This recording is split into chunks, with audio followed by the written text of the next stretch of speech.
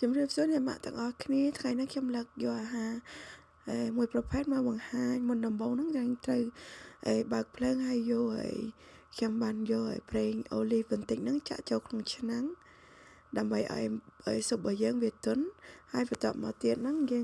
ខ្ញុំក៏យកសាច់ជ្រូកដែលខ្ញុំចិញ្ច្រាំហើយហ្នឹងយកមកដាក់លីងវាឲ្យរាងឆ្អិនបន្តិចទៅហើយខ្ញុំក៏ដាក់ទឹកចូល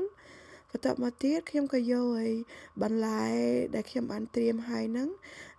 យកមកដាក់មកដូចជាដលងបារាំងផ្កាស្ពៃហើយនិងការ៉ុតហើយយើងដាក់វាទៅលាយវាឲ្យសមទឹកនឹងសាច់ហើយនឹងកាកហ្នឹងទៅហើយលាយវាមើល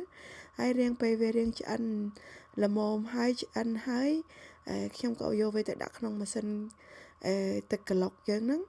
ហើយយកតាមកយើងក្លុកវាឲ្យមាត់ហើយខ្ញុំក៏ចាក់ចូលក្នុង